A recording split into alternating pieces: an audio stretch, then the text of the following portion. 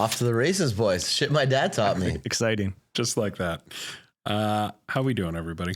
Great day. Nice and sunny today. Let's have a big day. Chris, we got, I want to introduce you. We got a little tradition here. We like to chat GPT our guests. Oh, God. Kind of puts them on the spot, kind of does our job for us. I should have prompted ChatGPT before. So You should have updated your LinkedIn. It would have copied it. So let me allow me the pleasure of introducing Chris Sandre, and I said that right? Yep, Sandre? yeah, you did. Sandre. Perfect. Chris Sandre is a dynamic leader whose career seamlessly blends strategic innovation with a deep passion for sports and community. True. So far, so good. So far. Chris currently serves as the National Senior Manager at Mark Anthony Group, where he has been instrumental in driving significant business growth. His journey began in southwestern Ontario, and after completing his MBA at the University of Florida, he embarked on a career that saw him manage high-profile sports partnerships at Canadian Tire. He further expanded his expertise at E&J Gallo, leveraging sports marketing to elevate brand presence. Yep. Accurate. Let's go. Beyond his professional achievements, Chris is also a devoted husband and father. His social media profiles reflect his enthusiasm for sports and his dedication to his family. Chris is an avid sports fan with a particular affinity for teams like the Michigan Wolverines, Detroit Lions, Detroit Red Wings, and Detroit Tigers. We had to chat about that when I came in this morning and explain some of the manja cake in there. And we also have Jamie's wearing a nice Right. T-shirt for you today, too. I'm okay with that one. Yeah? Yeah. It's woven in. I was shocked. Jamie has a history of wanting to offend people. So that's, I always it. don't know. I embrace it. Yeah. So let's start at the top, man. So tell me about growing up. Tell me about where you were. Windsor, blue collar, really, right?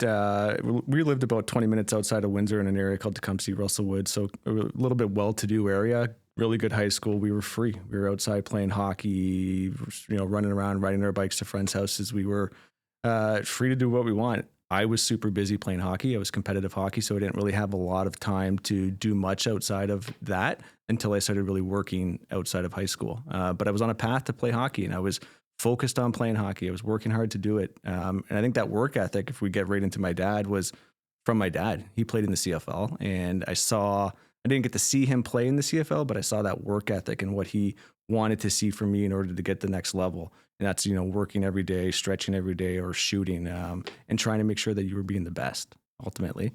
I wish, if you look back on it quickly, it's, you wish you probably would have leaned into that advice more. What could have been? Could you have made it further in your hockey career? Could you be making millions now if you would have put in those extra 2 hours? Who knows? But you can dwell on it, and there's lessons there, right? For sure. I grew up with my brother. He, younger brother, smartest guy I know. Doctor, one of dermatologists in Toronto. He moved out early. He went to Western. I stayed home. Didn't really live on my own until I went to Florida. We got close as we grew older. We really developed that bond that we could connect with each other and just learn from each other and see from his success and our mutual success together as we grew up. And he's a huge part of our family now, and he's up here in Toronto with us. Yeah, that's cool. Yeah. Tell us about Dad playing in the CFL. Who do you play for? Edmonton Eskimos, or I guess the Elks now. Oh, yeah. Which he still doesn't refer to them as that, right? That's his team. He was a part of the University of Windsor Lancers for 4 years when they had quite a run where they were national championships every year. They had Heck Crichton Award winner and one of their quarterbacks, so they were quite good. He ended up going out to Edmonton, and he'll always tell the story about being on the plane ride. And he's 6'2". He's not a small guy. He was over 200 pounds, and he was a slot receiver. And next to him is one of the big linebackers from Syracuse or Clemson. And there's like, what position are you? I'm going to be a receiver. And he's like, boy, you're going to get hurt out here. Sure enough, he got hurt, and that was it. Right. So it was a quick career, but the work ethic was there. Right. And the thing that's been ingrained in me is, the work ethic of an athlete and that competitiveness, and how do you bring that into your business world? And if you know my kids, and Jamie knows Brody well, and Aria, they are competitive, and everything that I teach them is based in sport and the empathy of sport and the compassion that sport brings people together. Yeah, I love that. What Dad do after his career? He's a CA, so he's a chartered accountant. Okay. He was entrepreneurial, president of this company, president of that company, had his hands kind of in everything. He retired about 5 years ago, owned some businesses, did some investment to keep the lights on and just keep himself busy. He's someone who's always figuring things out. I can remember the book on his desk. It was, How Things Work, or The Answers to Everything. And that was his tool. It was our YouTube for figuring out what he needs to fix on the car, or what's wrong with the lawnmower, or what's wrong with the air conditioner. And now he's a golfer. Him and my mom are golfing 5 days a week at the course that's 5 minutes down the road from him, and they're living the life. They come up here to visit the grandkids and visit my brother, and otherwise they, read and watch golf and just hang out. It's the goals, man. It's the goals. Yeah. It is the goals, right? Yeah, love that. And then you, obviously, I'm super interested in your U.S. Education. So tell me what that's like. Yeah, that was awesome. I had a path. I was in criminology in university. I was going to be a lawyer. I was focused on being a criminal lawyer. I grew up across the street from a lawyer, and he had, the Aston Martins and the Mercedes, and, that's what I wanted. Something about me is I always just ask for things. So I wrote a bunch of letters to lawyers in Windsor saying, hey, I'm looking to volunteer. What can I do? I'm not looking to get much out of this, but put myself out there. And I ended up getting a letter back from Patrick Ducharme, who is the top lawyer in Windsor, top criminal lawyer in Canada, had his hands in a lot of athletes and their contracts. He was Bob Probert's agent as well. So I started working with him, did a lot of great work for him. And then I had a moment where, you're really working with people who are guilty ultimately, and your job is to prove that they're not guilty, whether or not that's the case. And then I looked across the street one day and noticed that lawyer there was never there. That car had never moved from the driveway. He was never at the soccer game. And I just kind of had an aha moment of, I don't know if I really want this. Do I want to be with, people who are doing these bad things every day and getting them off? Or do I want to be with my kids at the soccer game and still making a career and being more present with or without that Maserati? So then I went and got my MBA. So I did that. It was a 16-month program. Three out of those 4 modules you do at Windsor. In the 4th module, they say, we'll recognize your credits from any school in Canada towards your MBA, and you can go over there and get a specialization in the business world. I said, great, that's cool, but doesn't do anything for me. And I'm a double cohort kid, so I graduated OAC with all the grade 12s. Emailed Texas University, Florida, and Oregon, told them what we were looking to do. Ended up going down to Florida, stayed at the dean's house for 2 nights, and came home with a 5-year exchange agreement signed between the University of Florida and the University of Windsor.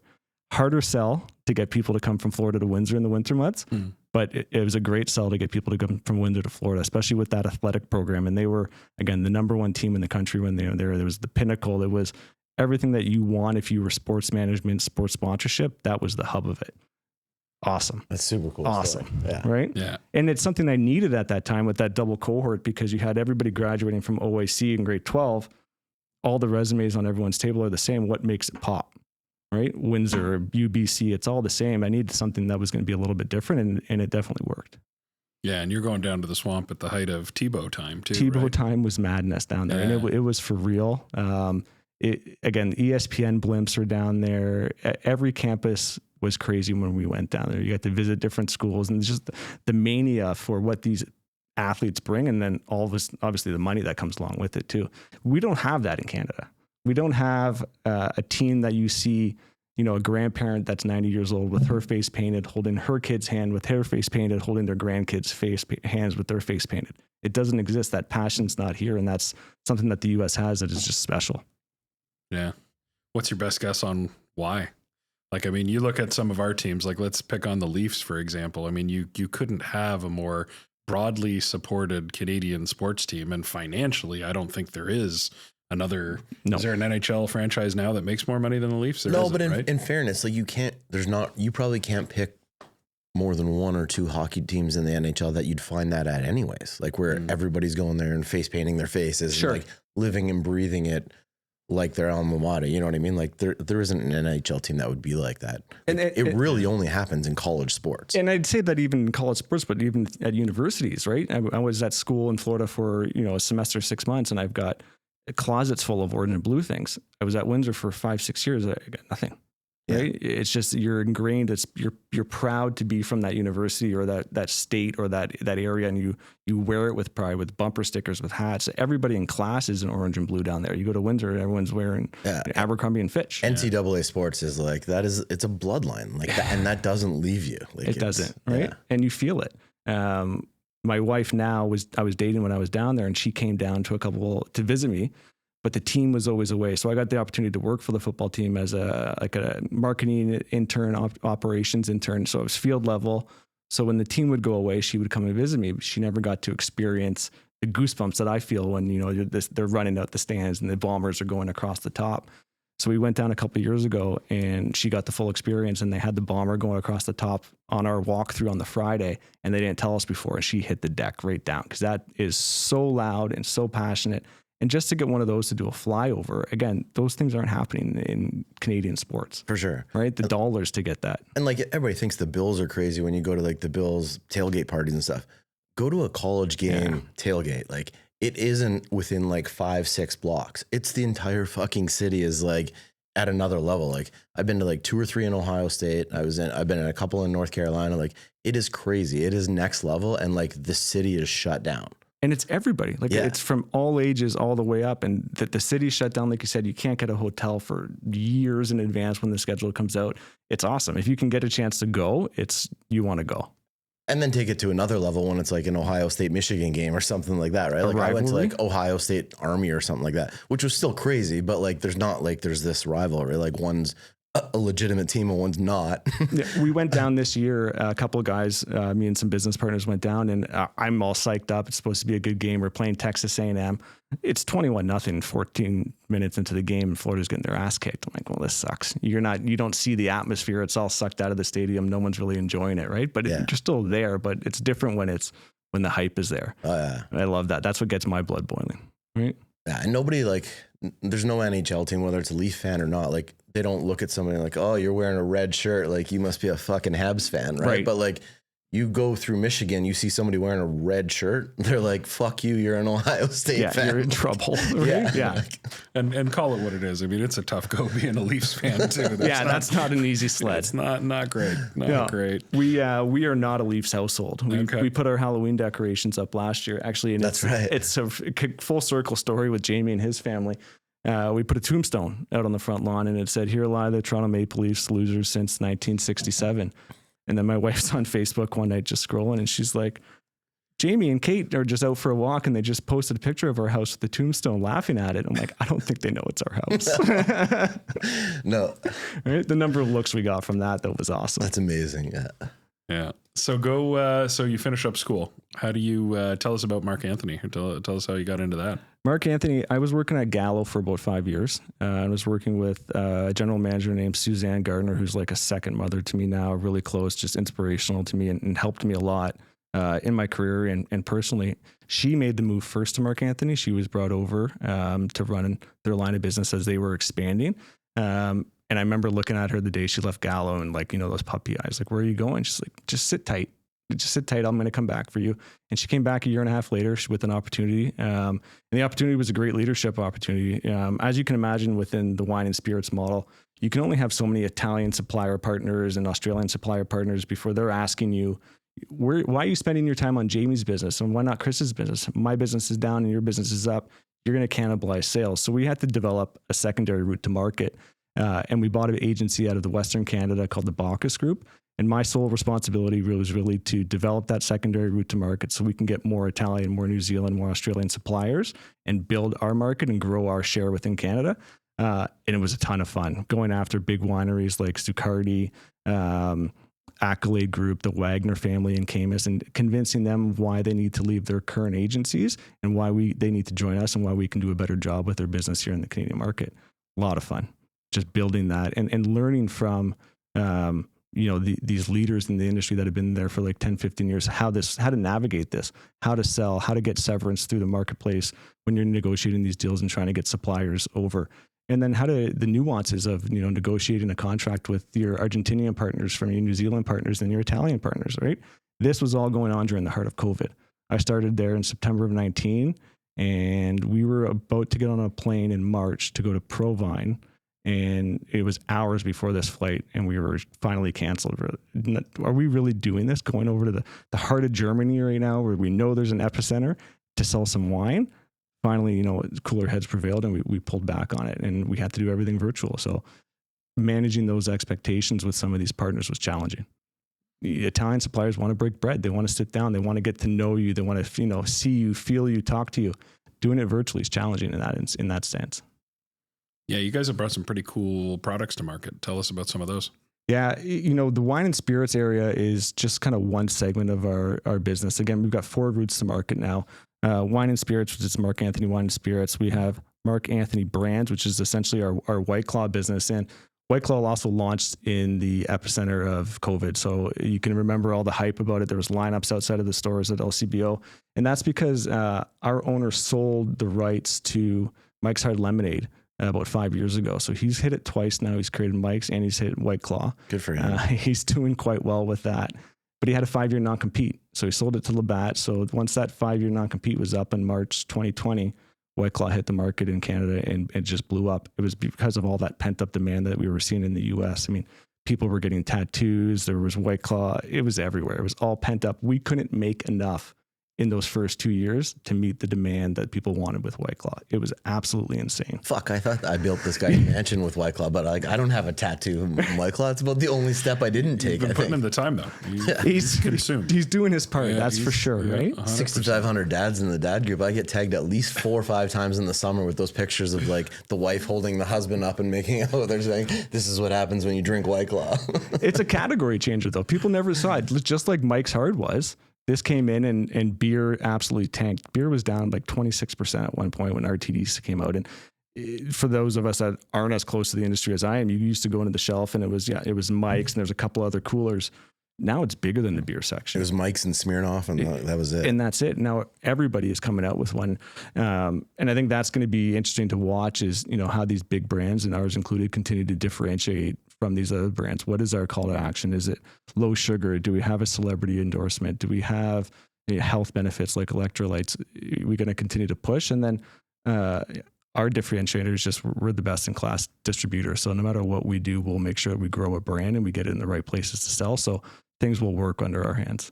Yeah, this is pretty cool. I've never had this White Claw. This White Claw Zero. It tastes awesome. White Claw Zero, no alcohol. It's essentially the same as your regular White Claw that you would have saw, and that's the black cherry. It tastes the same. Yeah, it tastes awesome. It tastes the exact same, right? So we were talking earlier just about the change in behavior with, we call them LDA, so legal drinking age to 35. So 18 to 35 is the range across Canada, really.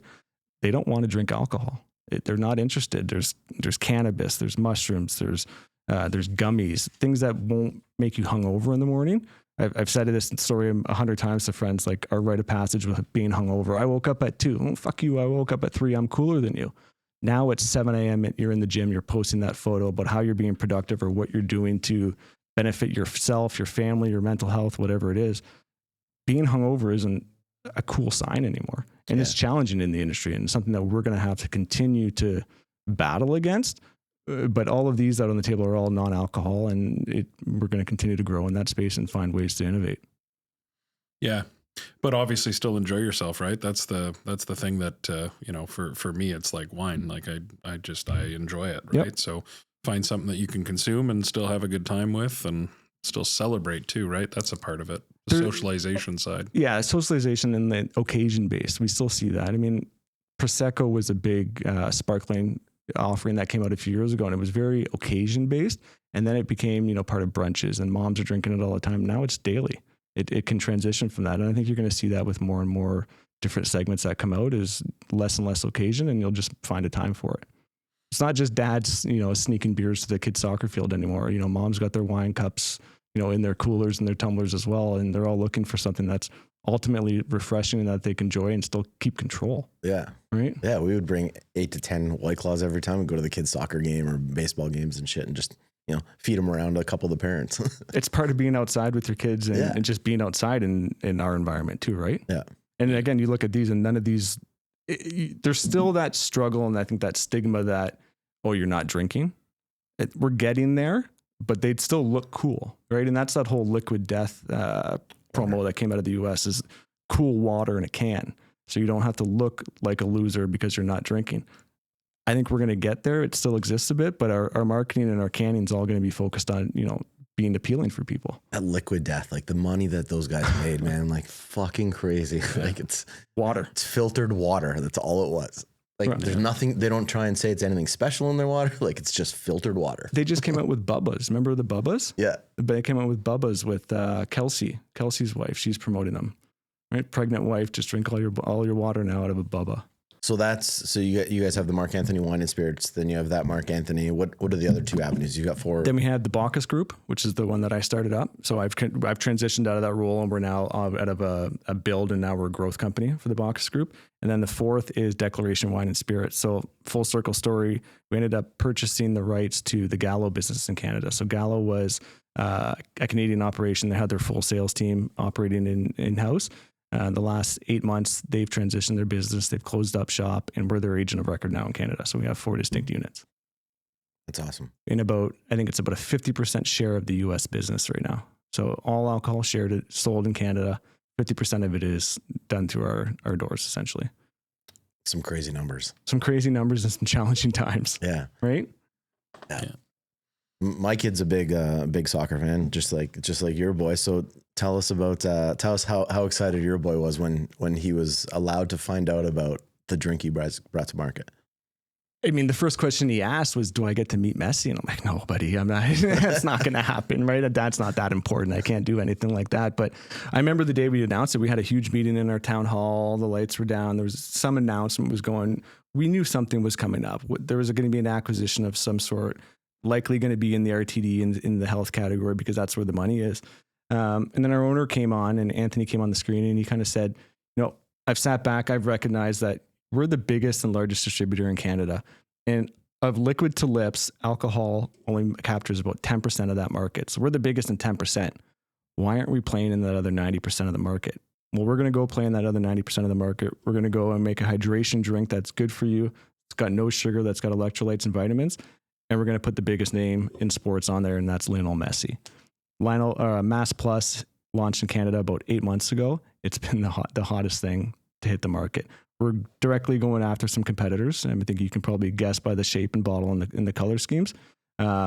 This is better for you. It's better for your kids. It's not going to give them a sugar rush or a sugar crash afterwards. And Messi endorses it, and Messi loves it, right? And he's a part owner in this with us. The excitement doesn't stop, especially with Anthony. He's got big plans, and especially with the World Cup coming here to North America in the next coming years, it's buckle up because there's going to be some exciting things. That's awesome, man. That's super cool. We did some fun things with these guys. I mean, just opportunities launching them in the US. Miami's a hub. We did sponsor the team, so we are a part of the Miami FC now. Mass Plus is the official sponsor, and we've got it on my son's jersey now too for the Burlington Soccer Club. Mass Plus is right on front and center of the Bayhawks jersey, which is pretty sharp. That's awesome. The little kids love it, right? But Dad, you guys are the sponsor of Miami FC. What do you mean you can't let me meet them? Take me to a game in Miami, Dad. Yeah, they are. They've had a good run. If I take my kids to a game and they've got to sit in normal seats, they're looking at me like, "Where's the suite, Dad?" Settle down, guys. You've had a good run, right? Yeah, you guys have had some celebrity too. I know the Snoop Dogg affiliation too, right? Snoop Dogg, yeah. So that our partner Treasury Wine Estates out of California is the producer of that. So Snoop Dogg. They've got a couple other interesting ones that I could share in a couple of weeks with you that are coming down, and some more celebrities in that hip hop range as well. And that was a trend that's still sticking around, is celebrity endorsements, whether it's vodka, rye, gin, something that's going to make people want to pull that off the shelf. You need that now, and if you got a big name and a big face on the label, that helps a lot. Are you guys mixing West Coast, East Coast? No, or you guys staying on the West Coast? Staying out there. Yeah, we're staying out there. We did a run. I got a couple bottles left in my house of Death Row Records that he produced. So a red wine and a sparkling. Couldn't really sell it here in Canada. So there's no Drake juice coming down. There's no Drake juice. We've got nothing to do with Drake, right? Yeah. But it's fun. It works, right? So we'll keep innovating in that space. Snoop is, I'm not involved with him. He's run by the Treasury team, but Snoop's heavily involved and wants to continue to see his brand grow. I mean, you saw him at the Paris Olympics. He was everywhere. Yeah. We saw it in the numbers. We could follow the numbers on weekly sales from when Snoop did a prominent spot on NBC on Saturday morning. You could see the spike. And it's interesting because that was literally a couple months after he met me. So I kind of feel like I was a part of his story. You're responsible, right? Cut to shot of Jamie and Snoop in the same room. Right? That's a real photo. 2 months later, the guy's fucking blown up everywhere. You really helped him out, bro. It's whatever you said that night, right? Yeah, really helped him out. We ran into you guys that night. Yeah. We ran into Jamie on the train. There, right? Yeah, that was a fun I was telling him, and I'm like, yeah, he's like, when I go up to the suite, if there's a couple extra seats or something, I'll send you a message and maybe I can get you up there. And then an hour later, we're standing in line to go backstage to go meet him. I'm like, fuck, this is going to get awkward. We're good. Yeah, we're good down here. I hope he doesn't send me a message and I got to say no. right?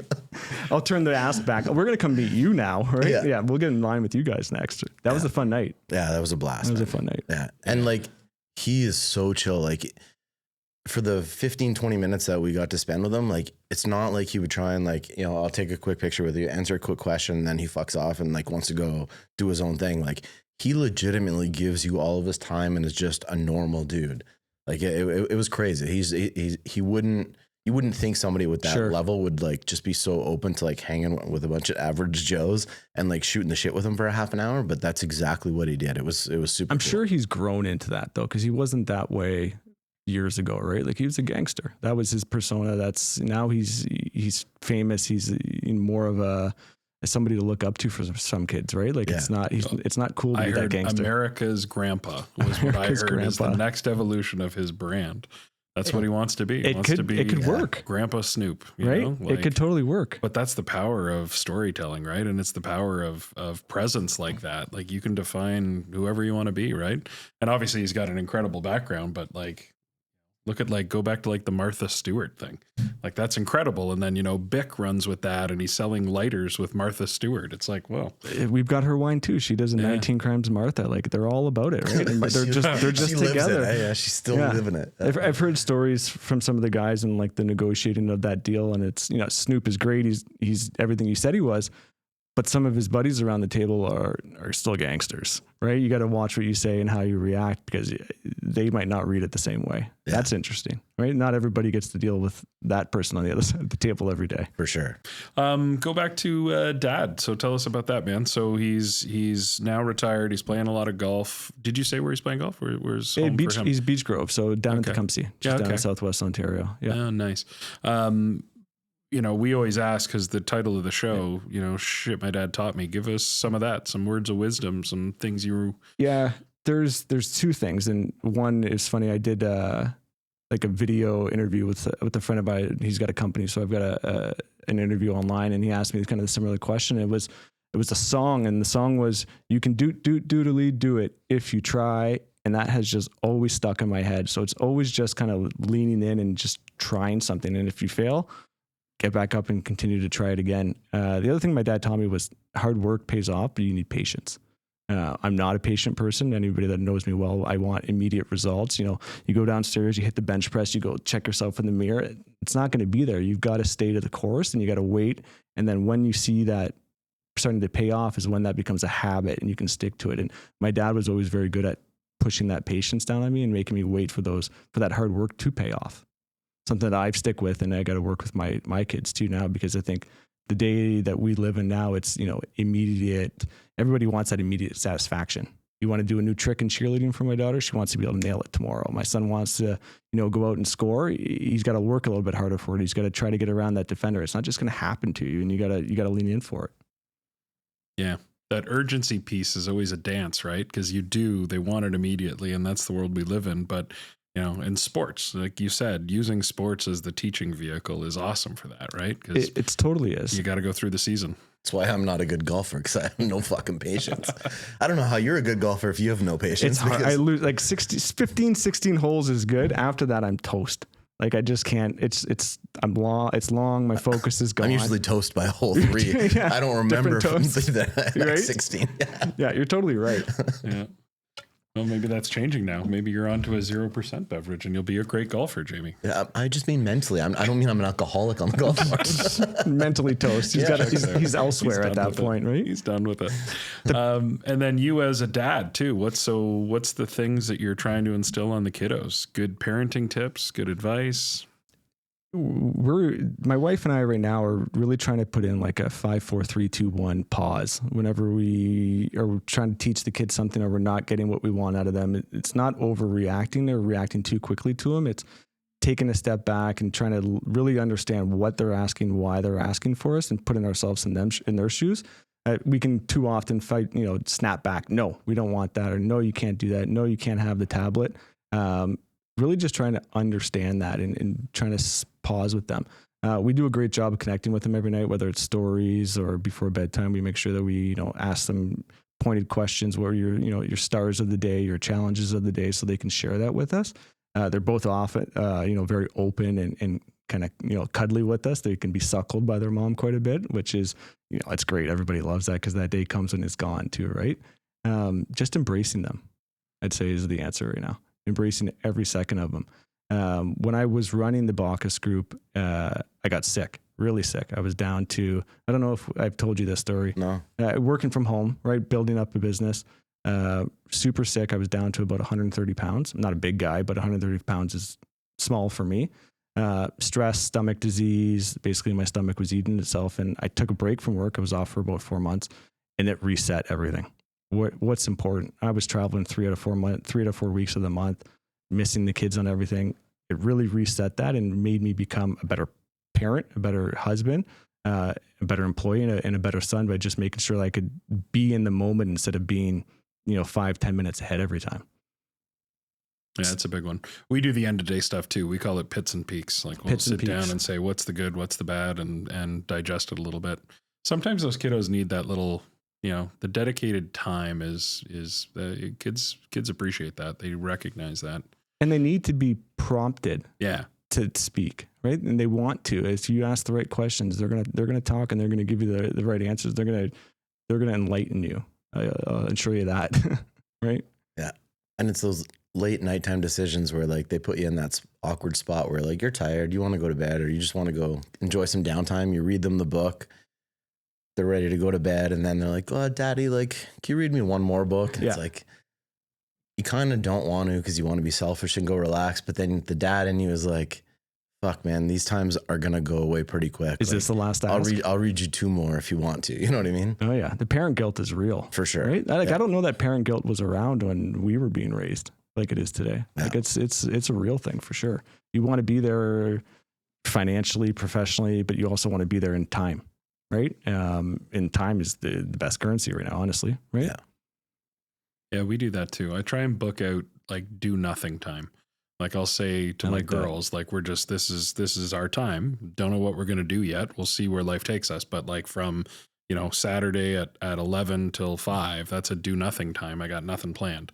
And then we just see where it goes. Like I know like this weekend, well, real example, on Saturday, we're going to go to the Spring Cottage Life Show, right? Yep. Just again, daddy-daughter time, doing nothing together, right? Yeah, just being together. And they see it. That's the Sundays at our house. Yeah. Sundays, make no plans. If football's on, then we'll watch the NFL together. But like otherwise, Sundays, like we don't make any plans. We try and really just kind of wing it and do shit with the kids, and that's it. Get ready for the week, right? Yeah. And just get yourself settled. Yeah. Yeah. But sports are always on, right? Yeah, for sure. That's the thing in our house too, right? It's always on. Try to get it going. Yeah. I'll work on Saturdays, but like even at work on Saturdays, at least then I get the college stuff to throw on the TV. Because if I'm home on a Saturday, there's too much other shit going on. You're always busy doing shit around the house and stuff. So there's a lot. I still get my fix on Saturday, but it's at work. And if you can incorporate your kids into your passion, right? Yeah. Then that just it makes it easier and it makes them more fun. For sure. Yeah. I mean, I remember we put on a rainy day. We went through all the Mighty Ducks, and the kids were loving it. Like when the Ducks score and they're jumping on the couch, arms up. Like I got goosebumps. My wife is that was a moment. That was a memory, right? Yeah. It is our movie that meant a lot to us, and now they get to kind of see that passion and run through it, right? Yeah. And then other movies like Remember the Titans, we watched that with them the other day and had to talk to them about the underlying racism and teach them that. But again, it's sports. Yeah. There's a sports undertone to it. My older two didn't really ever take to like, they watched like a ton of Netflix shows and stuff like that and The Simpsons and like shit like that. But like they never really got into sports stuff. But Nash, my 5-year-old, is like, he loves watching, like, I think on Sunday this week, we watched like 2 sports movies. Like he just loves, like, whether they're like adult focused or more like the Disney type ones. Like he loves watching sports, like motivational movies, like those kind of things. My other 2 didn't really ever take something from it or feel some emotion. Yeah. Like he's watched a few of them, like 5, 6, 7 times, like the same football movie or the same baseball one, you know? To watch the Canada game at the Four Nations Cup and then to see the kids jump off the couch when we went in overtime. For sure. Like, love that, right? Yeah. Like they feel it. They're just as excited as you, right? And you've obviously instilled that passion in a good way to them too, which you can't replicate. Yeah. Right? Yeah.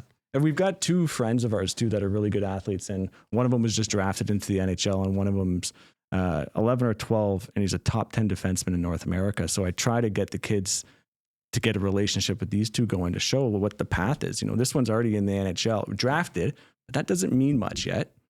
he's still got to make a team, right? There's still a lot of hard work to do. And here's another guy who's only 11 years old and he's on a path, but there's a lot of work to do.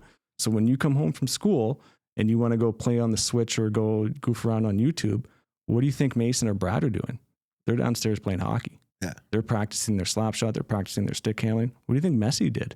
Yeah. He was doing something. But right? here's where they burn you now. Now they're like, yeah, but Dad, I'm playing VR. Right. I am playing. I am doing my hand and eye skills still. I'm still doing that shit. And like, if they're doing the gorilla tag and stuff, like they're running, they're moving. And yeah. And we were talking earlier, like, I think a lot of where my son and daughter both got their athleticism was watching YouTube. They're not watching kids open toys and eating food. They're watching kids play soccer or cheerleading. So when you see them go out there for the first time, they're replicating it. They're leaning into the body and stuff that you're not being taught, but you're just picking up because you're watching the sport so many times, right? Yeah. You got a rabbit hole to go down on YouTube if you're a kid. Imagine we had that.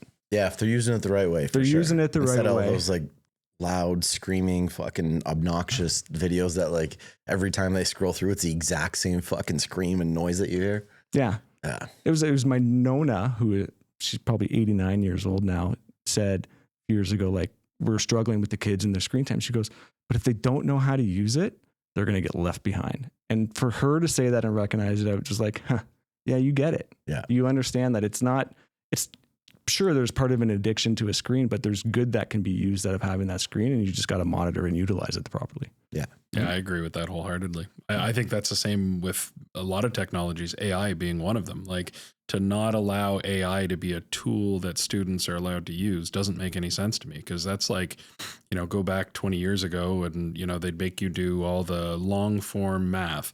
That's great. I think that's fundamentals. I think it's because the excuse was you're not going to have a calculator everywhere you go. They literally would say that. And now what's in our pocket? Like calculator. Right. So the same thing with like these writing tools or even information sources, because like YouTube, you talk about that rabbit hole, you can learn anything probably for free and probably right now.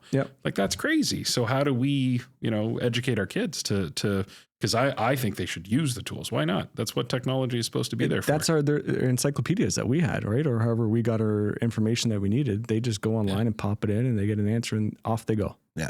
Right? I want a coloring sheet. Boom. They get that. I want to make a fort out of the couches, and here's the couch layout. What's the best fort that I can make? For sure. I've walked into, so cheer being an example that's relevant in my household too. Like, 100%. So my daughter will go and find something she likes, a routine or a whatever formation that she likes. She'll pause it, put it on the coffee table, clear the way, and then she's going to try and replicate it. I'm like, well, that's good screen time, right? That's fine by me. It makes sense, but you got to have It's kind of like what you do with Pornhub. Yeah. Same screen time, right? Yeah. So this one time Jamie walked in. Pause it. Honey, come check this out. I was early and but that's the balance, right? And again, how do you use the tools? How do you learn from it? Springboard from it. How long's your daughter been in cheer? So she came a little late to the party. She's 9 now, and she's been in for 2.5 years. And before that, we had her in dance. So that was kind of the evolution. And the cheer thing, she's really stuck to it. Yeah, at 6 years old is late to the party? Yeah, man. Oh, yeah. Oh, Jesus. So especially if you get in the competitive, like, you should talk to Maddie about his daughter. Like, same thing. Like, it's fully supportive of what she's doing. I did not know the size and scale and scope of it when we signed up. It is huge, absolutely massive. Yeah. And there's a lot of good from, like, the pinning, I think, is amazing what they do. Yeah, where you trade the pins at the events. They get together before they go to a competition and they make clothespins. They color them. They put messages. You rock. Hit 0, which means they got no deductions. All positive messages, and they just walk behind the girls and just pin them to bags. Yeah, and the idea is you're not supposed to get caught. It's supposed to just be a subtle word of encouragement. That's cool. Yeah. Whereas I grew up as a hockey player, you go to a hockey tournament and see another team in the hallway, and you might drop some sticks and some fists might hit each other. This is all about building the other team up. Cool. I was blown away by going to those competitions. Yeah, absolutely. Maddie's daughter, like Matt that was here earlier, his daughter's in the World Championships for a second time in Orlando. In April. I did not know that. Okay. Yeah, they've been the first team in Canada ever that placed in that finals of the finals. Yeah. What 2 years ago that was, and then they made it this year. And I watched like the stuff my daughter does. I'm like, I don't know how to do that. My body does not. I'm going to hurt myself.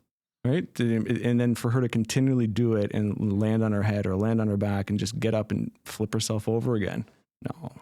Yeah. It's also cool when they're that age too, to kind of figure out what they're into, like there's so many ways to be active. So you just kind of throw it at them and see what sticks. And some of it's like, again, dance to cheer. And now I think if she only did cheer, she'd be super happy.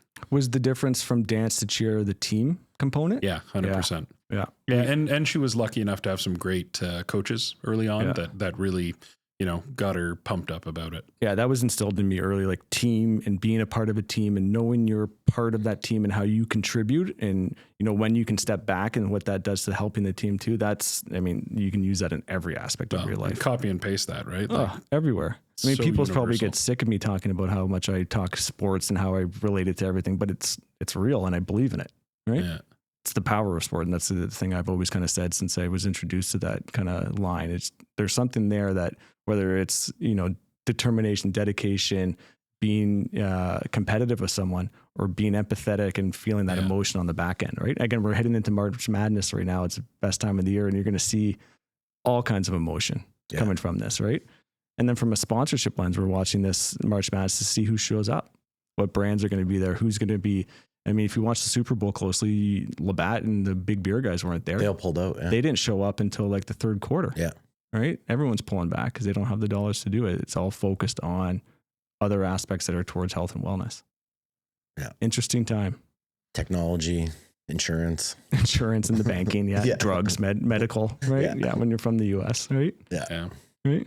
It is an interesting time as we transition, I think. Ozempic. Ozempic's everywhere. The sponsor of every fucking major sport nowadays. Right? Yeah. Yeah, it'll be interesting to see where that space grows too, right? And like, one of the themes we always have through our show is the mental health side of things too. And that's one where it's so cool to watch how much energy is getting put into that mental health. Like, you mentioned about the dynamics of what was your demographic, 18 to 35, even the way they approach mental health. Like what have you seen in that and how do you take care of your own mental health? I mean, again, coming off of when I was sick, it was an adjustment. I needed to pay attention to my physical health, my mental health, and understand, what was my body telling me?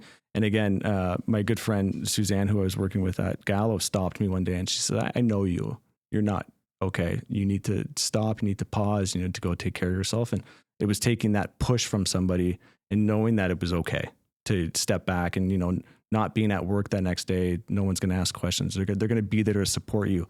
Bit of an ego check for sure, that it's okay to ask for help. It's okay not to be okay.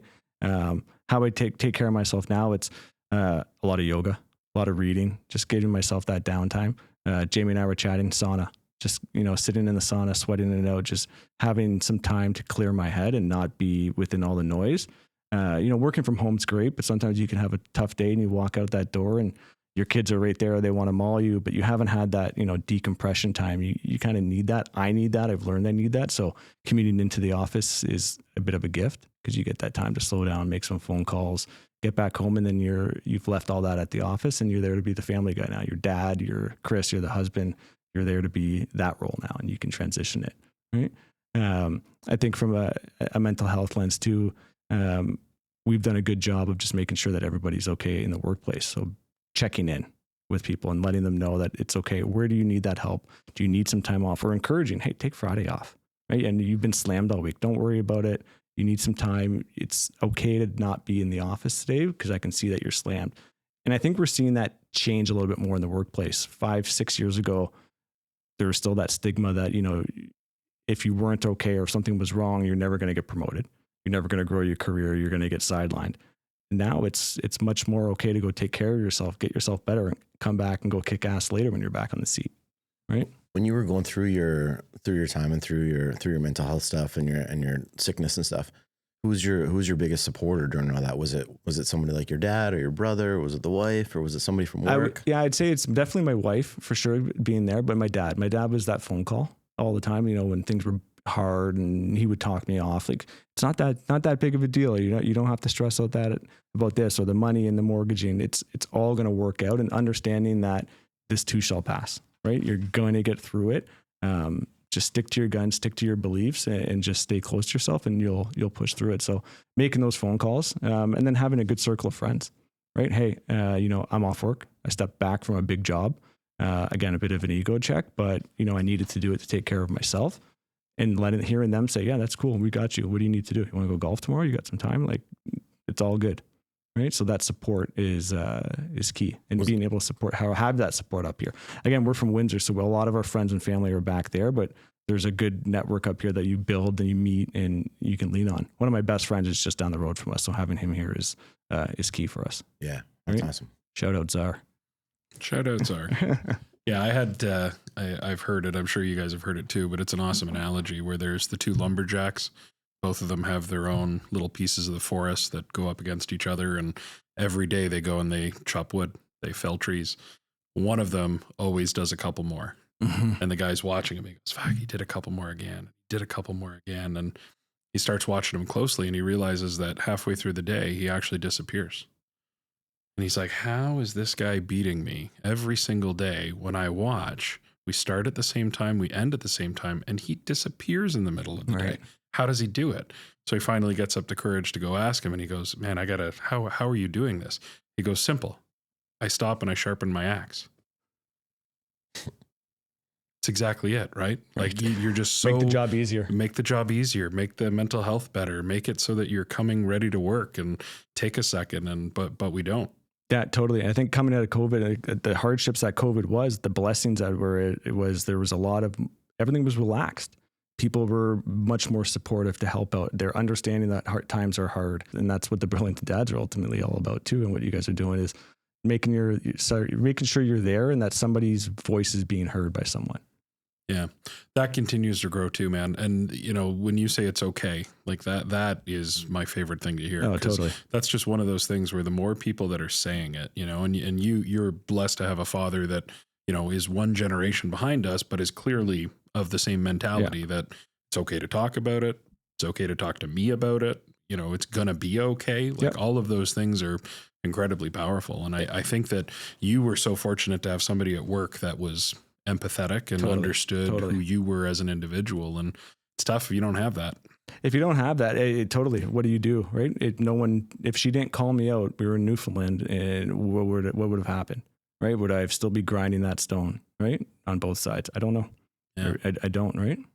You said her name was Susan? Suzanne. Oh, Suzanne. Shout out Suzanne. So shout out Suzanne. Have an eye on people around you. You got to look out. Powerful stuff. Right. And that's just the power of relationships too, right? And that's something I pride myself on, is making relationships and maintaining those relationships, right? And we'll go to a city and we'll visit somewhere and like, hey, so-and-so lives here. Let's see if they want to shout out and grab a drink. We haven't seen him in 8 years. Who cares?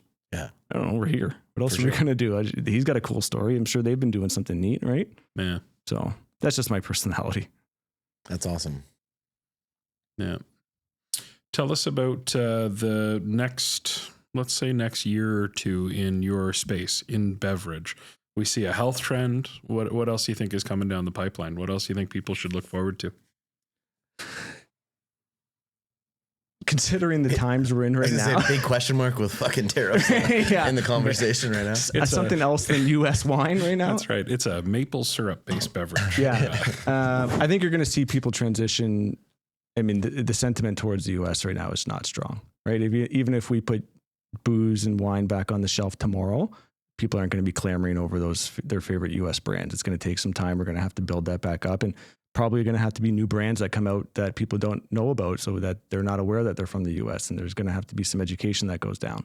I think you're going to see a lot of new brands resurge from Australia, right? Just country of origin, new brands come back from there. But I do think like our Napa Valley and those quality wines are still going to be okay. You can replace a $20 bottle of Cali from anywhere else in the world, really. You can't really replace Napa Valley cabs. Those are what they are. And if you're spending $60 on it, you're going to be okay spending $60 on it regularly. So I don't think we're going to lose those consumers, but you're going to see consumption continue to decline going forward. People are health conscious. People want to be in the best shape. I mean, any business now that's coming about is about, health and fitness, being active, making sure that you're taking care of your body, your mind. It's going to be a challenge for us to continue to go forward, but we got to innovate with more big brands, more new flavors, more variety packs, more occasion-based opportunities, whether it's, golf courses, soccer dads, soccer moms, buy the pool drinks. We're always thinking package formats are coming out. You're going to see wine in bags. You've seen, 3-liter bags. There's going to be bagnums that come out. There's going to be, more 187, so single serve, so you can get away with drinking, wine at a soccer game and putting that in your cup. It's going to be a format game for the next little bit to see what people can come up with. And that's like a ton of innovation and change, like to chase 10% of the market. That other 90% of the market, like who knows where that's going to go? Like there's so many avenues that guys are going to be opening new doors every 6 months to like the next thing. Everybody has ready to drink variety right now. I mean, like Mass Plus is leading the way. Prime's out there. Unwell by Alex Cooper is taking the stage. Look at Poppy yesterday. Poppy just got purchased by Coke. Like I remember watching on Shark Tank like 2 years ago, and I'm unbelievable. Like, fuck, that's a pretty good deal for that guy, because that guy, that's what he does. He takes liquid brands and turns them into gold. Totally. He put 400K in, and now his 400K is worth like fucking 700 million for his part of it. Unbelievable. Like fuck. Right? Yeah, it used to be Coke and Pepsi. That's not the fight anymore. And right? you know why they changed the name from Mother? Because it was called Mother when they went on Shark Tank, and then they changed to Poppy.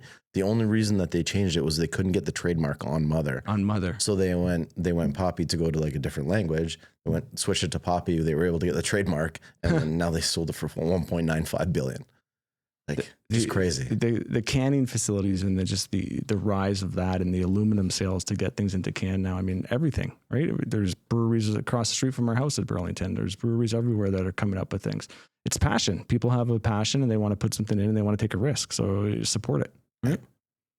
You guys haven't gone down the cannabis path of any liquids, right? I don't expect we will. I don't think it's that big of a market. Like it's not. It's again, it's even small. The numbers aren't super clear yet on the drinkables from the cannabis side, and our owner is pretty focused on where he's at right now and not really muddying the it's either waters. alcohol or no alcohol. It's at that point. No blurry line. And he's an old school guy. Cannabis is not something he grew up with or really believed in. Whether or not you believe in it now or not, he doesn't. So I don't see us going down that path really.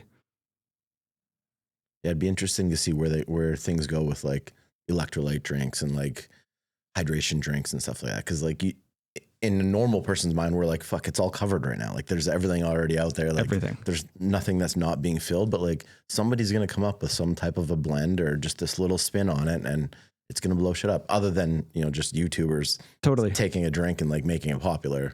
And like, fuck, Prime tastes gross. My kids can't drink it. They hate every flavor of it, but they're wrapped up in the marketing side of like, every time there's a new bottle with like a new blend of somebody else that's supporting it, then they want that bottle for their bedroom, but they don't drink a bottle. Like it's fucking gross. The marketing and sponsorship side of it, right? Like if you're a Formula One fan, if you watch this race this weekend, Louis Vuitton is all over the place now. They are everywhere dominating. They put tons of millions of dollars into it, but they're doing it right.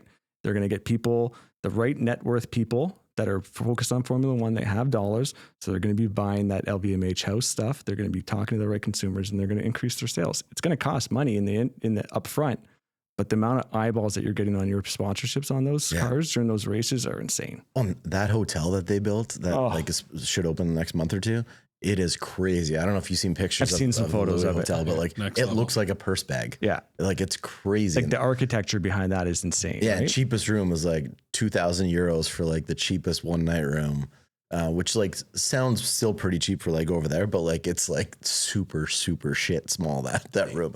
And I think that's like the experience side of things. Yeah, people, you're paying $2,000 just to like stay like there. The room is almost the size of this table. Like that's basically it. Yep. It's like a single bed with like a dresser, but it's like all wrapped in like Louis Vuitton stuff. That's it. And as marketers, that's what we have to try to tap into is that experience. Yeah. What is that experience that you want to take a photo of, that you want to be the first out of your friends group to have gotten, right? Yeah. And we'll continue to find brands and activations and moments to do that, right? Yeah. How has tech started to come into that space? Have you seen any cool AI stuff on the marketing side that has been fascinating? We've used it like for deck building and whatnot, like just photos and just kind of creative content at this point. We've got a great agency that uses it quite a bit, that we don't get really too far behind the scenes. But from an AI perspective, like in my day-to-day, I like to use it as much as possible just to get information, and I'm not using Google anymore. I'm using ChatGPT for my quick answer, my quick shot. Yeah. Market analysis. It gives it to me cleanly. It gives it to me in the format that I prompted it in and that I can analyze on my own if I want. Tells you where it's pulling it from so that you can legitimize it or not. It's brilliant. Yeah. Honestly. It takes all the guesswork out of it. You don't have to search multiple tabs or different websites. It's all there for you. We're starting to roll out more at work. or in terms of like Power BI and making sure that the AI is talking to our backend systems and making those insights for us, so that we can develop decks on a monthly basis with new results, so that we can just send them off to our partners and not spend that time at desks pounding away on PowerPoint. It's just going to be automatic. That's going to save a lot of time going forward for us, and it's going to make us more efficient and more strategic to think about what's coming down the pipeline next, if we're not just pumping decks out. Yeah. Right.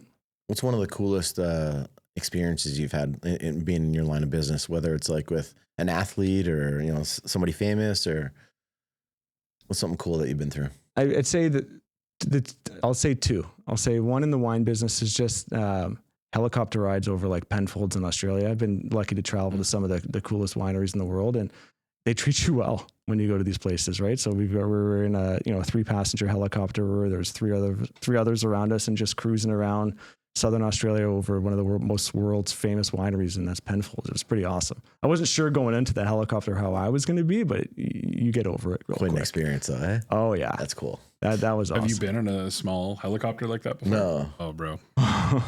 It is. So I did one. We were down in St. Lucia, and they've got the pitons, which is the, like really high. Yep.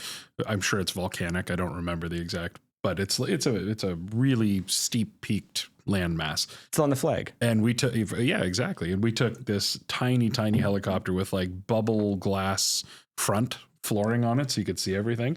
And this guy was like, I don't know what their aviation rules are down there, but whatever they were, he also broke those rules. Oh, boy. Like, it was insane. And I remember going through it, and I was like, man, this is the way to see it though, because you could cover so much ground. Your perspective on it is insane. It's insane. Yeah. And you don't get to go up that high. Yeah. Right? It's something else. And then you get back on ground and you're happy to be down, right? Yep. Real happy. That's the thing. Real happy. That's cool. And you had another one. What's number 2? Sports, it's got to be Florida. Going down there, I mean, I got to sneak into the dressing room once in a while and listen to the speeches. So Urban Meyer down there, shouting. It was electric. Yeah. I was saying before we got on here, like episode 3 of Swamp Kings on Netflix was the year I was there. And I can watch that over and over and over again. My wife thinks I'm nuts, but just reliving it, right? And seeing, I recognize that guy, or I saw that person at the bar. And do you know there's the hidden door behind that room that goes to the dressing room? Just that's who I am. I'm a sports guy. So having those behind the scenes moments, I love it. Love the goosebump feeling and just feeling that excitement. Yeah. Right. Who's your pick this year? Are you going with the heart, or are you going with the head? Like who's your pick? I think it's both this year. Yeah. It's Florida this year. It's Yeah. the Gators. Go Gators. Right. Nobody else in the tournament has the size. I don't think North Carolina makes it. I don't past the think Sweet North 16. Carolina makes it past anywhere either, but it's hard. Every year I got to go in there with either the heart or the mind, right? And it's Florida this year. Oh yeah, and down the wire in my house, we bleed orange and blue. Yeah, I love putting the kids in Florida Gator stuff. It's awesome. Yeah, I don't know who my Cinderella pick's gonna be. I don't know. Who's your Cinderella this year? I got like Iowa State sneaking in, but there's not really Cinderella. I think there are 3 or 4. But we'll see. I'm far away from it. I've lost a lot of, I don't have that much time. Yeah. I was talking to a guy last night at soccer, just, the time you used to be able to put into these and the research, I don't have time for that. I'll do a quick one with the kids and then see who they pick. And then maybe I'll change some on the back end and then we'll just ride it out. Yeah. Right. They think it's fun. They want to make a little competition in the house to see who's winning too. So let's see who wins. We all used to have like 10 brackets we'd fill out and be in 5 different pools. And then now it's like you get those reminder emails and it's like, fuck it, man. I don't have the time every week to like keep redoing this shit. Or I put it aside and then I miss the deadline. Yeah. I can remember doing them like in the newspaper when they would be sent out to us, sitting down at the table and doing them with in my the TV parents. guides and stuff. The TV guides. Yeah. Sunday night, my dad would put it on the TV and it'd be Selection Sunday. My mom and I would sit there and do them. She would be dialed into the tournament every year with us. Yeah. It's just, it's what we did. We surrounded everything around sports, really. Yeah, it's probably the only major sport now that I haven't been to like a semifinal or a final is the Final Four. It's fun. I've been to do the one in Detroit. Davidson versus Kansas, a buddy and I, when it was at Ford Field. It's fun. Like in the Final Four stages? It was the Final Four stages. Yeah. Kansas, Davidson, when Steph Curry was on Davidson. It's fun, but it's not like being on home field, like being at Cameron Indoor or being at Kansas or Kentucky or at the Dean Dome in Carolina, like where you're surrounded by student athletes that are crazy, that are bringing the atmosphere. The Final Four is like Scotiabank on a Saturday night. It's corporate. Yeah. Yeah, I still want to make it to like a UNC Duke game, but like it's been hard over the last like even 7-8 years of like when you can finally afford to be able to go, because there hasn't been like a year where they've both had like, all right, this should be like a close dynamic. Yeah. Where like the last 3 years, the Tar Heels have been pretty fucking bad. Pretty bad. Duke's going to be crazy this year, like as long as he stays healthy. Like, and I don't want to go see the game at Duke. I want to go to UNC. Yeah, for sure. That's a bucket list for me. Yeah. Duke, UNC. Maybe we do that together. I can do that. Yeah. I would love to do that. And I hope Olympics. you guys have a fun time. We'll just go. Yeah, all this talk about basketball, and like we haven't even brought up your jump I'll shot. hold it down. It'll be Miles and I. It's fine. You guys go. He's the only one that still plays basketball. There you go. Right? Yeah, he plays weekly. We just watch it. We just live ambitiously, right? It's the best though, man. Those bucket list ones too, man. Got the best vertical out of all We three should of us. also 100%. You should do that shit though. I was going to encourage you. Let's write that shit down. Visualize it. That'd be fun. Yeah, but you got, like you said, you got to go on a good year. Yeah, you can't go spend all that money and then they get slammed by Duke. Yeah, right? for sure. Yeah. No thanks. Olympics though are also on my list. That's something I want to check off. Yeah, Olympic hockey I've been to, but other Olympic events I've never been to. Yeah. Never done that, which I think just to see that patriotism and just people just bleeding for their country, right? Yeah. I'd love to see it. Yeah, like we had the kids at the gold medal game that was here for the World Juniors, the World Championships. They were at the gold medal game too. Love that. Yeah, I try for all that shit. Yeah.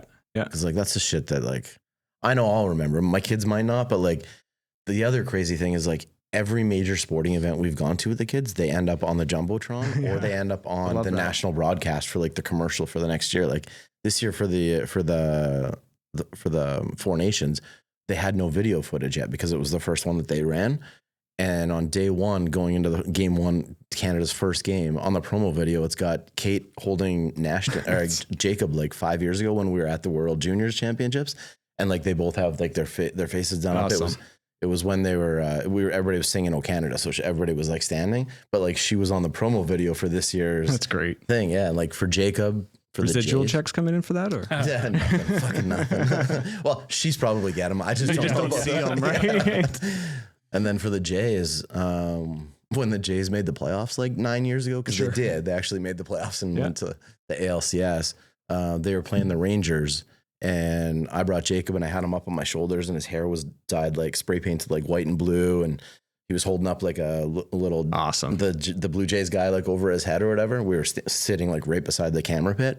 And they used that as the promo thing for like the whole rest of the playoffs for the ALCS, where it was like a slow motion of him like on my shoulders, like doing this with his face and hair all done up. Like, so they've had some pretty cool shit that's happened, but that's not why you do it. It's just fluke that shit happens. But like they'll never forget that kind of shit later on. That reminds me of a dad story for us. We grew up in Windsor, season tickets to the Wings for years, and my dad split them with 4 other guys. So you would get 42 home games, split 4 ways, so 10 games a year, manageable as opposed to a full-time job going to 40 games a year. And then you got to playoffs, you would draft your playoff games. We ended up getting the tickets in 97. We had home game 2, round 4. So we had game 4 of Detroit Red Wings versus Philadelphia Flyers when they were up 3-0 for their first cup in 52 years. My dad comes upstairs. He goes, "Hey, we can sell these tickets." "Yeah, we can. Yeah, for a lot of money." "Yep. I could buy you all new goal equipment." "Sure. Or we go." He left me with that for like an hour, right? I'm like, but 13 years old at that time. What am I going to do? In tears, trying to figure it out. Fuck it. We got to go. I don't know if I could have lived with not going to that game. And he's like, "Yeah, we got to go." If you told me to sell them, we were still going to be going to that game. Go to that game and they win the cup for the first time in 50 years. That was a memory, right? Holding his hand down like Woodward Avenue in Detroit, trying to stay safe. But like, thank God we went, right? And just did that instead of just taking the money and running. Yeah. Right. I remember, this would have been like 2002 probably. A buddy and I were going to be driving we were going to go to Daytona Beach because that was when Daytona Beach was like the place to go during their spring break. So we drove down. And then we saw something that was like, to enter the draw for Masters tickets or whatever was like, here's where you enter the blind draw. And then you find out in 6 months or whatever. And it did it. And I ended up winning them. And they were like $350 a spot or whatever. And they were worth like $5,000 each at that time. And so I messaged him, and he like loves golf. I could give 2 shits. I like watching golf, but I'm not a great golfer. He's a great golfer. So I messaged him like, "Hey man, like this is what happened." He's like, "Fuck, we're going." I'm like, "Fucking rights, we're going." It messaged me back like an hour later. It's like, you know how much those are worth? I'm like, it doesn't matter, man. Like, you know how much we got them for? Yeah, like, yeah. That's what they're worth for. It's like, fuck, we only paid $300 to go do this. We're fucking doing this. And like, you never forget doing it. Like, never. I probably never go to the Masters again. And like, you can't win those fucking draws anymore. What year were you there? 02 or 03 it would have been. You can't replace that. Yeah. Right. And like, had I have known like how prestigious those things were back then, like I probably would have stayed on the list. And like, cause once you're in, it's easier to have, you have a better chance. You still have, it's fucking still really hard, but like you have a way better chance, and we just let it go. It was like, oh fuck, we got pissed up when we went there, had a great time, and like, fuck it, we'll never do it in again. and out. I've gone the last 2 years, fortunately. Like, super lucky the last 2 years. You leave the house at 4 a.m., get on a jet. I'm home by midnight in my own bed. Awesome. Fly right into Augusta. I mean, you see the videos and it's just private jet after private jet. Poof, poof, up in the air, one after another. That is not how I went. We drove my 94 Ford Probe GT down there. We should also say, like, I just took my girls to a spring training game. Right. We went down and watched the Jays. They were playing, not in Tampa, but they were playing Tampa. The field down there, man, we were in and out of that for $100, and it was a great time. Great time. You don't need the finals. Yourself. You don't need all that. No, you don't. But getting the kids there, man. And they, you know, depending on what age they are and how big of a fan they are, they don't know. Yeah. They know that dad's there with them, holding their hand down the street, and that there's, you know, something a bunch of hype going on. And, you know, if you're lucky, you get that moment. But that moment could be like, you know, it could be like a fly ball. That's what my girls the whole time were watching, because they're like, so that ball that can hit us? I'm like, yeah, well, yeah, but like that would be a dream if that comes this way and hits us. Like that's a great thing. Yeah, we'll get it. Don't worry. Right? So they were into it. Yeah, I had so it was super fun. That actually right behind you was the first fly ball I ever caught is the one on the top left of that. This one. Yeah, and I'll always remember that too, because it was just like you know, it was one of those moments, right? And the other two up there are the 92, 93 game used balls and game hit balls. So that's awesome. You know, I love sports, man, but I think that you can also. Could you sell that? Like one of them possibly could be Joe Carter's ball. Yeah, possibly. I tell myself that. Yeah, no, but unverified. Yeah, that's it's right. from the same game for sure, but there's a chance. It was. Yeah, that could have been touched by. Yeah, it's the best, man. I love it, and it is such a good metaphor too, and it is so good for character building to like. Yeah. I think it's great that your kids get to see you get that hyped up. Yeah. Because they know, right? Like, it's important for a kid to know, like, dad loves that, and that's his thing. And like, then, you know, they buy you the t-shirt, buy you the hat, and they're like, hey, nailed Father's Day. And you're like, yeah, no, you did, right? Yeah. We had a soccer game. I posted something last night on Instagram. The kids were playing, and they're under 8. And the coach said, okay, practice is done at 7, but next goal wins. Now it's 7-10, and he's still going. And the other team's trying to get into the gym, but the atmosphere and the energy in this, all the parents are watching, they're recording it. And then when they scored, like the roof almost blew off, and it's a practice. It's an internal practice, right? Some kids are upset. Yeah. Right. But the coach is like, I'm okay that they're upset. They're passionate. They wanted to win. I'm okay with that, guys. Right. And teaching that and showing them, you're good. We support you. And then teaching my kids to, you know, go make sure you check on your buddy out there. He played well. Make sure he knows that and build him up. And they do it. Yeah. Right. Yeah, power of sport. Yeah, it is, man. Gary V's got a good talk on that too. I don't know if you've followed him. I do. Or seen him, but where he talks about, you know, kids and teaching them how to win, and they should have that inside of them. I believe that wholeheartedly. But don't be a piece of shit either. Like if you win, you do need to win gracefully. You have to be humble. Celebrate with your team, but. Yeah. Talk about a guy that supports a team that never fucking wins. That poor guy and his New York Jets, man.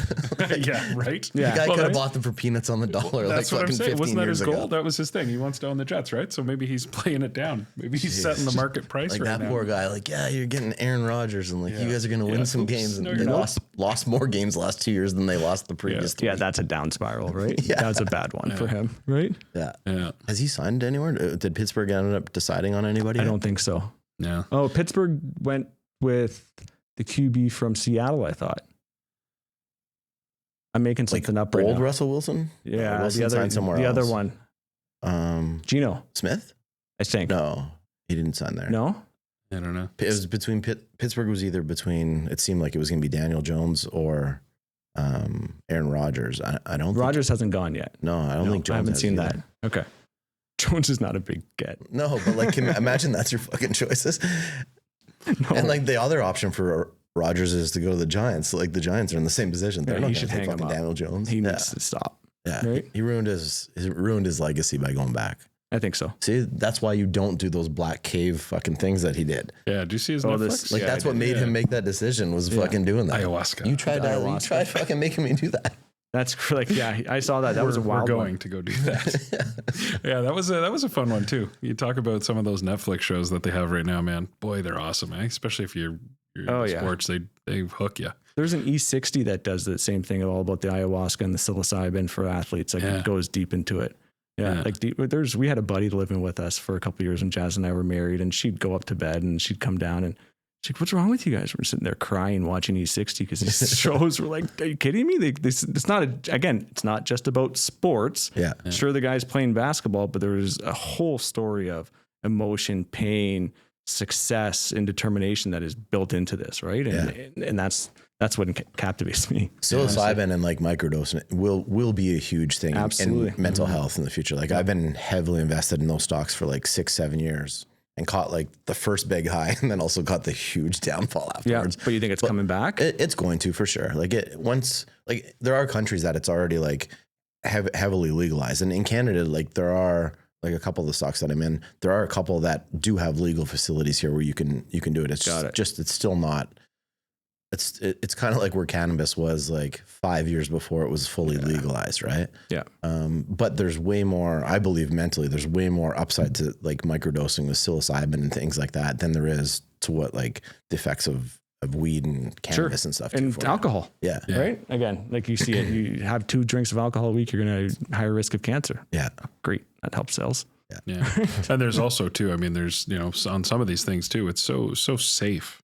Like, why wouldn't you try it, right? Like when we talk about mental health and wellness and everything, you got all these great vehicles, all these options. Like you just got to try and find your path. And I don't think regulating out shit that we know to be safe is helping anybody. No, and it's getting people out of the mindset that like, oh, like it's just a bunch of guys like trying to legalize shrooms. And it's like, well, no, it's not that fucking like 7-Eleven bag that I like came from high school, came to a party in high school with where I was handing out stems to people and shit like that. That's still a great party. Shout out high school parties. It's clean, right? Yeah. Yeah. Like this is very different. Trust me. Like there is a great thing that is doing to your body. Oh, especially with all like the scary fentanyl shit that's getting mixed into for stuff, sure. Right? If it's clean, there's no the risk is a lot lower for everybody, right? So scary time. It's got to be that.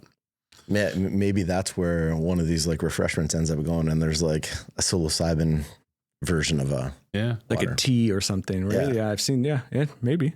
Right? Anything like that. Yeah. Well, there's like the tinctures, right, that people put in like their teas at night to help them sleep and whatnot, right? So, well, it doesn't like psilocybin. Most psilocybin products don't have like a shitty aftertaste or like where like there's no cannabis drink that I've ever tasted or heard of that doesn't have that flavor to it. You know what I mean? Like you can't get away from it. Right? And that's probably why it's such a limited option. Right like there's for sure ones that taste better, but like if you gave anybody that has never had one before and you have them taste it, like they're going to think it's a weed drink, or a cannabis drink. Like it just, you can't get rid of that tone that's in the taste or whatever. But like psilocybin's very different than that. Like you can take a pill of it, or you can take the powder and like add it to something, and like you literally can't taste it. Got it. It's not like, again, like the days where we just like took a big piece of a shroom and you just took a bite of it and it's like, chew it down. This is pasty and like dry and and just tastes like chalk. No thanks, right? Yeah. No thanks. Yeah. Can I ask you about reading? I know you're very well read. What have you read in the last little while that stood out? Anything you want to recommend? I just finished Barack Obama's book, finally. That's been a work in progress for me. That's one that's been like set on the side of the desk. You always kind of pick up and just read. Just fascinating. I did listen to a little bit of an audiobook, and that was my first time, but his voice on an audiobook is legit, and you can just kind of listen to it and get stuck in. When they read their own. When they read their own, it's awesome. And just his determination about where he came from and how his view of what he wants the world to be and his belief that he could do something to do it. I mean, we all think that we have a higher purpose and to do good, but he thought he had a higher purpose and that he was really going to set out and do that. Right. Right now I am reading, I don't have anything right now. I got to go to the library and get something new. Grab something behind us. I will. I'll probably just pick something up behind you. I know there's a couple things that we put on hold behind us. I just finished the Let Them Theory. Oh yeah, by Mel Robbins. There, dude, she is killing it. That's like the number top 5 for sure podcast in the U.S. charts right now. Really good. Really good. She's coming to Toronto. I think I saw too. She's fascinating though. I really enjoy a lot of what she talks about. I've read a lot of books like that, like self-help. Hers is very simple, very easy to understand, not really rocket science. Just, again, take a pause, 5, 4, 3, 2, 1, and understand what somebody else is doing, and just let them be. Do you? Don't worry about it. Right? Yeah. Right? The subtle art of giving a fuck, or not giving a fuck. That was brilliant. Reading that book, right? And not knowing, when you're speeding down the 401 and someone goes by you and shoots you the finger, you're going to get all angry. Well, he's racing down the highway because his mom's in the hospital and she's only got 10 minutes to live. Are you still going to be that pissed off at him? Judgmental, right? Like, just let it go, let it be, and just move on with it. So that was a great read for me. Autobiographies, I like learning about people. I don't like fake stories. I like to be able to read something and learn something about it and be able to talk to you about it and say, I read this book about, the Masters. 7 Days in Augusta is a great book. That really kind of gets you behind the scenes, and just having some knowledge from it, right? Oh, I did read a book since high school. It was The Dirt. The Dirt? Yeah. It was Motley Crue's story. Oh, okay. That'd be good. That one I didn't put down. And it's way better than the movie. I read it first and then watched the movie. The movie was like Scar Tissue is great. Anthony Kiedis. Yeah. That's a great book. Yeah. I haven't read that one. That's good. I got that one. I thought when you said you read 2 books a month, I thought you meant like to the kids. I was like, I'm doing pretty good. I probably read like 10 or 11 because we read the same one a few times. Anything Dr. Seuss is pretty good. This hockey season, pick up something to celebrate the puck drop. Grab Wolf Blast Yellow Label Cabernet Sauvignon, now only $17.95 at the LCBO. Why settle when you can soar? Wolf Blast Yellow Label. Anything else you want to plug? No. We have a segment that we like. I don't know. Did Kozo give you a heads up? We call Finish him. Finish him. Great. We call it Dad Joke. We ask our guests to tell us their favorite dad joke. Oh, my favorite dad joke. Let me think about one that my dad would tell. Yeah, give us one with some heritage. It can be spicy. It could be lame. Whatever tickles your fancy. I think it's just tell Mike. Just if it's gonna be, we just tell Miles earmuffs and he's okay back there. It was a son and a father just kind of out hanging out playing, and the father turned to the son and said, at your age, Abraham Lincoln was studying encyclopedias and reading books by candlelight, getting ready to do great things.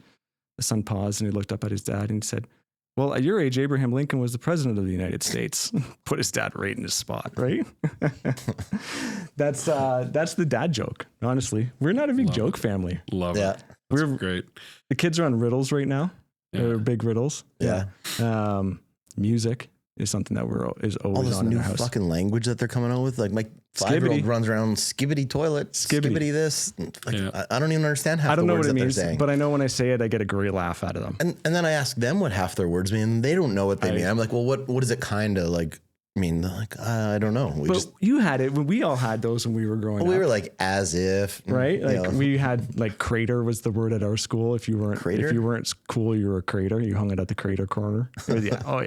Yeah, it was. I don't know who came up with that, but that was a long-standing one at our high school. Yeah, these words, man. It's just I asked my daughter about Rizzler. Yeah, and I'm like, you got to help your dad out here. Like, what is that? And she's like, first off, you don't just say it like that. I'm like, well, a word's a word. Like, what is it? And she's like, no, it's how you say it. If you have Riz, and she tried to explain it to me. You have to have Riz? You have to have Riz to say Riz? That's my ChatGPT after the show. I'll find out for us, you guys. How to speak to my young children with Riz. And that is always evolving. I think the Riz was like one of the guys on like Jersey Shore or something. Yeah, that's fair. I believe Riz is a type of cracker. Who knows, man? I don't know. I like that. I don't know. I like that. Chris, it's been a pleasure, my dude. Loved it. Yeah, shout out to Mark Anthony and thank you guys for the drinks and anything, guys. Recommend anybody to try any of these out for sure. And Burlington Dads to help out any of the events that we. Yeah, thank you for doing that in the past. Yeah, thank you. Appreciate you. You guys have followed us along and helped out a lot. Awesome. Thanks, James. Right, man. Pleasure. Thank you. Thank you.